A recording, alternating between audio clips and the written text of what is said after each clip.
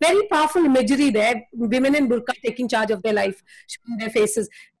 Did you expect such, adoration and adulation for the series as well? I don't know. Part of me must have unconsciously been hoping for it. Yeah. But no, did I expect it to be this big? Certainly not. Did I expect it to, have every single reviewer in the world writing about it and talking about it, and people on Twitter going crazy, whether they're talking positive or negative? But the amount of dialogue, I think I was not expecting. I think people would watch it, they'd like the show, they would not like the show, and it'll be the end of that. I think we've never, I have at least never read a story that was so honest and a story that reflected social issues like that. I do see a lot of talk on social issues, but generally we tend to just tap it on the surface and then move on. But in Churels, I think so many issues were talked about, and that was just very, very courageous, and I wanted to be part of such a courageous script. And obviously Asim is just like, people go goo goo gaga over him in Pakistan and now internationally, everybody knows. And then Nimra was so amazing, and just having these names and all these right people be part of this team, I think that was a very unusual opportunity for us. And I just jumped for it. I was like, I have to be part of this. Yeah. And Asim, perhaps you could tell me what was like the seed of the idea. How did you come about it? I don't know if there was a specific seed. I think the themes were just themes that I had been looking at for a while. I was interested in exploring gender bias that exists within the subcontinent, and seeing in different ways how that power dynamic kind of, how vast it is, and how it impacts so many different avenues. So it was big and sprawling, and something that at that time I thought maybe I could do a film. But as soon as I started writing it, I knew that this was something that needed a bigger scale in terms of how many hours I had to play with it. So when ZEE5 approached me and kind of, asked me to pitch some ideas, I think this was one of the ones that was at the forefront, and they liked it. And kind of from there, I went on and I kind of, started dissecting and trying to figure out each of those things where those power dynamics kind of come into play. So hence you'll see that the tone of the series shifts, that the theme of episodes changes. But at the core of it, I think it is about that gender bias, and it is about the power play between a man and a woman. I see. How about you, Nimra? I really enjoyed your role as well. Very powerful. Thank you. It's all in the script. I was very curious to read something that was called Churels.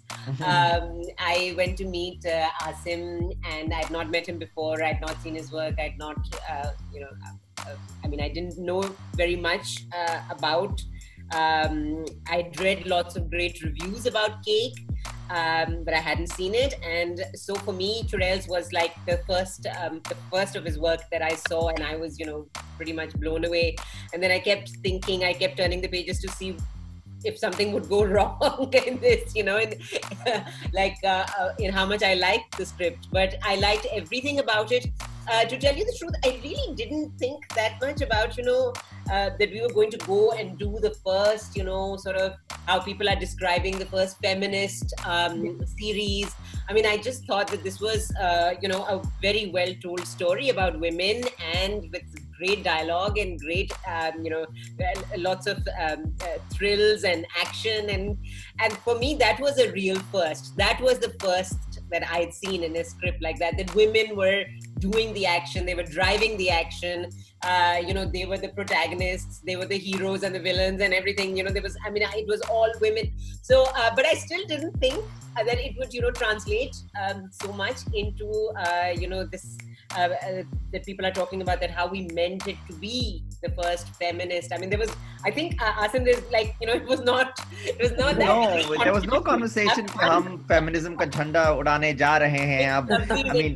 Obviously we were aware that the themes are feminist in nature, the thing was, it was always about the story and what we were trying to, the actual literal story, and not the thematic implications of it so much. Oh, fantastic. And I'm glad you'd say this, because at the end of the day, I was very worried, honestly, while I was watching the series, because it's a female fronted one. And I heard a bit of surround noise about it being very feminist, etc. Would it just be male bashing? That was my biggest fear. And something about it, I don't think that's feminism. It's just about equal rights. So in your case, were you also worried that it should not end up as some propaganda piece about male bashing, making all men look like these hideous monsters? Yeah, but I wasn't that worried, because I felt like I had three very, very strong male characters. Two you've already met till episode 5. One you'll meet if you're gonna see the rest of it. And I felt like they for me were the good guys, and they were very strong, and they've gotten and now, as we see 1 month down the release, that they've gotten a lot of love for it, and a lot of love for the characters that they have portrayed. And I think so it wasn't for me. The one thing I did think was Mard ko dard hoga. I wondered if people would lump it, but for me, it was only like 1 day of consideration, because frankly, the people who get it get what that means. It's the same thing as we had this whole hoo-ha about Mera Jism Meri Marzi, because people take it in the wrong way and say that we are trying to imply something negative, whereas that slogan isn't. And I think some same thing with Mard ko dard hoga. It wasn't that all men will suffer, but the men will also know pain that we have known, that that we have been subjected. So I think that it's interpretation that really matters. And I think people I know, and I now know from experience, and I knew back then as well, people who want to read negatively into things, they will find that negative anywhere. No matter what the show was, they would have found it. So I think that just comes with the just comes with doing something that is slightly shaking up the status quo. Sarwat, you have a husband who's philandering, etc., but you seem to be tolerant, quite, your character, and I found that very interesting. You're so empowered otherwise when you're going around saying I don't tolerate dishonesty and lies, and then there is that dichotomy was very interesting. That's just a real life. You may want to have a perfect life, you may want to have a perfect husband, a perfect home structure, a perfect mother, but at the same time, life is just brutal and it is honest. And I think that's the beauty of Sara's character, that you see that she has this amazing life, but how many episodes have you seen? 5. 5. Yes. You will see that when you go in the flashback, you will see a confused Sara, a Sara who was not so sure if her husband did cheat on her, but because it was her first time, she does give him the benefit of the doubt, like every other wife wants to. But when things really hit the fan, she really does take it in a very personal way, because for her, she has left her career, she has left herself to provide and to be this perfect wife. And if her husband is going around doing things like that, that just shatters her entire reality down. And I think like any woman would not be in a sane mind and not make the right decisions once she finds out that 75 women he's been flirting with. So but at the same time, inside she's a leader. Inside, she wants to get everybody together. She wants to uplift women. She wants other women's problems to be solved, which she is going through. But then you see her falling also. So I love that about Sara. I loved the fact that she was a leader, but also a failure. So what Sara was for me was a very real life woman, an everyday woman that I see around me, who's trying to do the best she can in her career, in her life, in her personal life. Are you a boxer in real life, by the way? I had to ask you, because I've seen, you do it quite authentically. I was like, there's so much rage in you, Meher. So perhaps you can tell us, you've joined in slightly late, but perhaps about your role, There's a lot of anger in you. Yeah, there's a lot of anger and rage in me in real life, but I've always suppressed it a lot. But I think with Zubaida, I was able to really channel that suppressed rage that I've had all my life. I think that Zubaida is just someone who just acts immediately as soon as she's been wrong, and she's just generally very action oriented. And no, I was not a boxer before this, but I am a dancer, so I guess that aspect of my life and that training kind of really helped me, because we were able to do choreographed movements very easily because of my dance background. But yeah, I think I was able to channel that rage well, because I really did feel that kind of rage in my bones. And as Zubaida, as so many young women who have had to, just the first scene where, Zubaida is being introduced, where someone winks at her and teases her, her immediate reaction to it was so animalistic. Like, she just bangs that guy's head on the desk. I feel like that's the kind of rage that every young woman has felt sometime in her life, where she was just completely overtaken by it, and she just couldn't take it. And the audacity with which these men are allowed to get away and even perform these acts where they where they engage in eve teasing. So this is just not something that sits well with Zubaida, and she is prompted to take definitive action as soon as she is presented with a situation like this. And Nimra, you didn't stop at boxing. You actually killed the person. Right? Because I didn't know how to box. Although I'm with you, I'm on your side. At some point, I was like, is it okay to kill a man? I mean, what a harsh punishment, and what a brutal way of... It's almost like borderline, like, you would associate that with a very disturbed mind. So did you have in your own head, how do you justify killing a man? That's a good question. I think what happens is, you sort of try to put yourself in a killer, in somebody who has killed somebody. You try to put yourself in their shoes, and you try to imagine what, went through their head, and you just cannot. You cannot. I mean, I for the life of me, cannot imagine being married so young, which is what the character Batul was, subjected to marital rape, having a child at that age, then, having that child, the fear of having that child abused. And so, I mean, I can't imagine any of that stuff, actually, so which led up to that. But I can imagine that there was a sense of rage and helplessness which led to what happened. I don't think that, she was somebody who went around, knocking at people's doors with an iron. Here I am, So it was like, it was driven by her circumstances. And on the one hand, where I can't imagine her killing a man bigger than her with an iron, I also can't imagine going through all of that. So, it was quite a lot that built up to that event. But then I think what is more interesting to me is how then you live after, that there is life after. And I think that for me is the unique quality about Batul, that, she put that behind her. It was not like, this was sort of, that she felt that she had done the wrong thing. She felt she did what she had to do.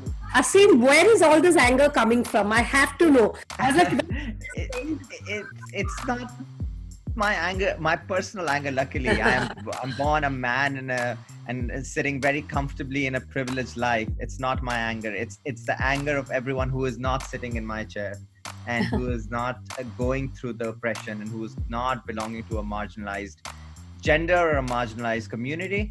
It's their anger, and I think it comes from the idea that how much can you push someone before they fight back, before they bite back, before they and the rage kind of comes in different forms for all of them. And the one thing that you guys were just talking about, I think we've not spoken enough about how much of this show is about motherhood in all its different forms. How Batul is dealing with the loss of a child, and what the length she would go to protect that child. What Jugnu is going through, having lost a child by her own free will, but now having these pangs of guilt because of how that could have turned out, or what the alternative to that. And then, in the later, for now, you've seen Sarah putting up a happy front, a lot to do with having 3 children with that man, and trying to protect that family that she has built. and the decisions that she'll make in episode 10 around, you know, the some lies that are created around the children. I think those are also to protect that bond of the mother with the children. So I think that theme was very, very important. Right. And was it a big party? I mean, there's this dialogue in the series that go, when all these women come together, problems are bound to happen. Some sexist throwaway line. I don't know if you remember, it's in the first few. It's a background commentary, and I was a bit like, taken aback. I was like, oh, that's interesting that there is such a throwaway remark. But did you women have fun? Like, or is it just a stereotype that if women get together, it gets catty and perhaps sometimes violent? I think it was coming from a man who was, when you find out who the man is, the main that line, you'll understand. But no, on the set it was not very catty at all. Not catty at all. Like, words not very catty. That means the words not catty. We actually had a lot of fun. I mean, you know, this is such a stereotype that, you know, women have this competition between them and they fight over things. And I think we were so not like that at all. We became friends. Some of us knew each other slightly, but some of us had sort of worked together for the first time, and we all, at the end of it, we would sit in this little, we had this little mobile kind of trailer, they call it, and one air conditioner and lots of women, and heat, shooting in this heat, and then everybody would come back from the set, rip off their burqas, get in front of the AC, and it was just all laughing and snacking and, talking about what we would snack on next, and then what would be, sort of be doing. So it was really, really good fun and so much support. And I think it was really great that we were all of us, were thrown together in these circumstances, because we learned a lot about each other also. And I think it was also great how it fed onto the screen chemistry between us. The bond that you see on screen is a real life bond that we developed. Yes. And also because Asim is like a strict, although he doesn't say it, but he's like a principal. And so we'd be shit scared to disappoint him or upset him. So whatever problems, even if we did have, they would just stay inside and we would be all good. But no, absolute amazing team. They were all artists from theatre. So you know how theatre artists are so real and so grounded and so sit on the floor and have dal chawal, and we were all doing that. So it was lovely. Oh wow, it was one big happy family, huh? That's not a Thank you so much, guys. For once, Chudails is not a big word. You guys are all collective. Even Asim, including you, I think you are really the master. You're the puppeteer who makes things. He's the mother Chudail. He's the mother Chudail. You guys should go on a vacation together, have it on a t-shirt. But I enjoyed watching all you flawed and fabulous women on screen. And what a wonderful series. I'm going to finish watching it as soon as I'm done. Maybe I'll have more questions, I don't know. But well done, all of you. Thank you for Thank you.